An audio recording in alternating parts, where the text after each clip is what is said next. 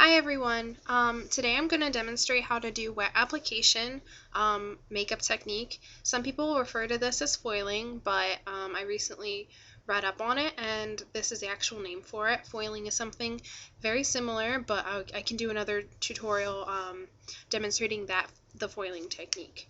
For the materials for wet application, you're going to need a cap or something to mix with a little bit of water in it.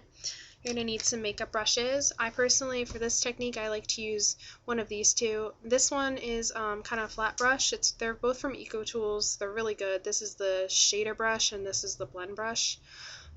This is good if you want to do something quick and easy and you've become very expert at it. This is more if you're doing more different colors. I'm going to use this one today just because you can get more precise application, and I think it'll show better my process. You're also going to need a shimmery pigment in a jar. You want it to be loose. You don't want to use ones that are in pressed powder form like this, because this will ruin your eyeshadow. So you want a loose jar shadow. Something like this would be good. It's a shimmery color. You can see the metallic qualities in it because wet application is going to be using water to bring out those shiny metallic qualities in that pigment. Today I'm going to be using Fairytale. It's a pink with gold shimmer, and this is going to look completely different when it's put on wet because it is actually going to be more gold, but it's still going to be kind of pink, which is cool, which is, you know, the awesomeness of wet application, because you can get kind of this awesome bright pigmented color with shine. So let's get started. Yeah, this is the color on its own. It's a little sheer, and as you can see, it's a little shimmery. Let me see if I can get some more.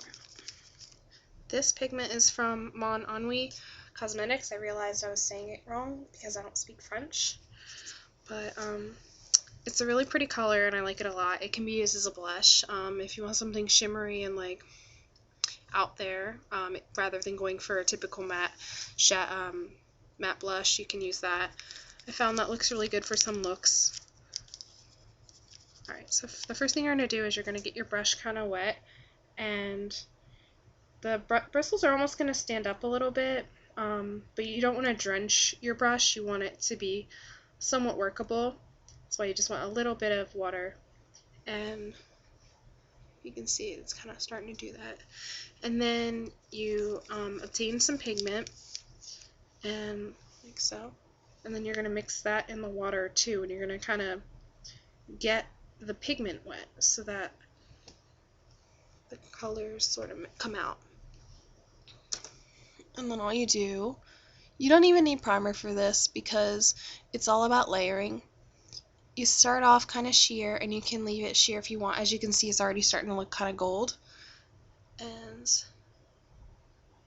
it's kind of a layering process. Now, you just grab some more pigment and you just start layering that on. Yeah, right now it's still pink and it's got kind of a shimmer to it, which is really cool for, I would say, a daytime look, or if you're wanting something subtle. Now me, I like things bold, so I'm going to go a little more crazy. Now it's starting to become a little more gold with some pink underneath, which is a really cool effect because it's like having more than one eyeshadow but in one. And you can even mix up these techniques. You can use wet application for some parts and dry for other parts, and you can use the same eyeshadow too and get like a really cool transition. But these pigments are very pigmented. You also, when you're doing wet application, you want to kind of keep your eye closed like this a little bit, at least until it dries, because the crease when you open your eye, it can mess up the look. I mean, it's not detrimental if, you know, I don't really have a problem with it, but if you want like a look that looks just really cool, you want to make sure that it's flawless. So, as you can see, this is like a couple coats and this is just like one light wash, and you can see the shimmer, the reflective quality without the water it wouldn't be as bright as this, and it wouldn't be as gold. But I think this is a really cool color to demonstrate the properties. As you can see, pink and then golden pink. So, and also in the light, it will reflect off of these colors and really make them pop. But yeah, you can do this with any shadow, and it's just a really cool way to get more use out of, you know, those shadows. So if you're tired of doing the same thing all the time, and it's actually really quick. Like, I do this in the mornings because at 8 a.m. I'm a zombie and not really awake, but I don't want to walk out without makeup, so I just do this, and it's a cool way to brighten up your eyes and make it seem like you spent hours on your makeup when you really just spent like 5 minutes. So, and the good thing about this too is it's very forgiving. Like, say for example in the beginning you use too much water and now you got like water dripping down. You just mop it up a little bit and then you can just keep adding more pigment. Like, the more pigment you add, the, you know, the shimmerier, the more more shimmery it gets. So it's a really awesome technique, and like really all you would need to do to finish this look is add a little bit of blush if you wanted to, add some liner, some mascara, a highlight maybe, and I would rock maybe like a nude lip with it. But yeah, and then you can just add as much as you want, and you can even bring it into your tear duct, or you can even use another color for the tear duct area and just have like a whole shimmery vest going on up here. And it's really easy to paint it on. I especially find it's easy with a smaller brush like this. A big brush like this is good too, but I find that's if I'm just crawling out of bed and I'm just like and then done. But this is good if you want to kind of get detail, like if you want to do a wing or something like that. Okay, if you keep watching this video, I guess I can create my look with this.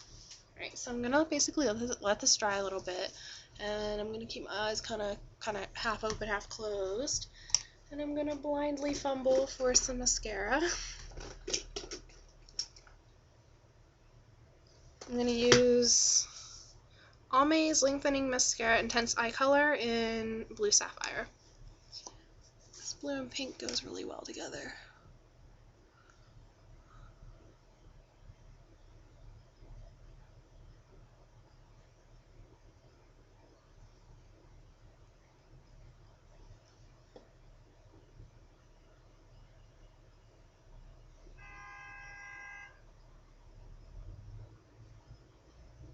It's a really pretty dark blue.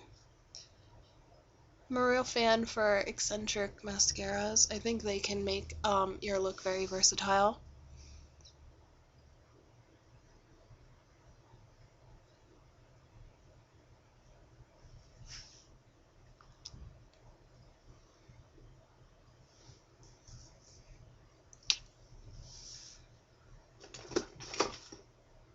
And for lip color, since I said I was going to use a nude lip, I'm going to use Lime Crime's Coquette. It's a really nice nude for us pasty people. And on darker skin, it can look lighter than your skin tone, but for me, it's like perfect because a lot of nudes are too brown or like dark. I mean, this is still kind of darker than my skin because it's pinky. It's like a pink peach color, so it'll kind of bring all this together. But it's a really pretty color, and this is probably the one I use the most. I like a lot of Lime Crime's colors because they're just so pigmented and they last a really long time. I'm going to take a blush brush, and I'm going to take a peach color blush, and I'm going to take one of my favorite blushes that I just tried. It's Milani's Baked blush, and this is in Luminoso. It kind of matches this a little bit, so you know, I have a lot of monotone colors going on, but I think I'm going to spice it up with some blue liner. I'm just going to put this here.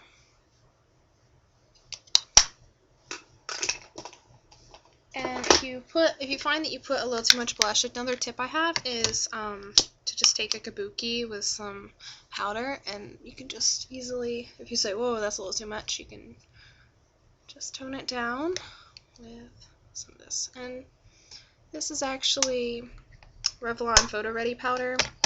Now, I heard some controversy about this powder, that any finishing powders that contain silica, if you get in flash from a camera, it makes your face, like, it shows up like the streaks and stuff, really white.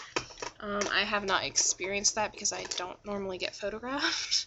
So if you're just going out for every day, I normally use that as just like to put over my face to make my makeup settle and everything. And for liner, I'm gonna take Covergirl Liquid Blast in, it's definitely a blue color, and let me see if I can find the name of it. Guess it doesn't have a name. Alright. Or maybe I sharpened that part.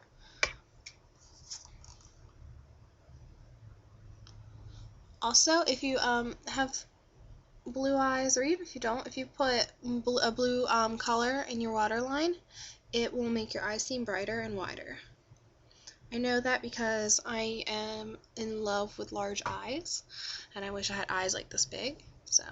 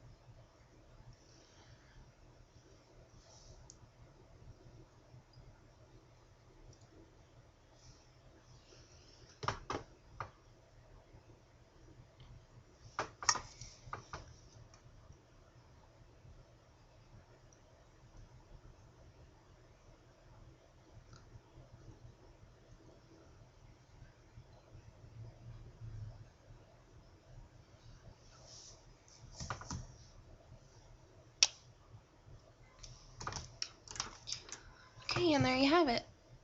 Sorry if my liner's not the best. I didn't bother to sharpen it.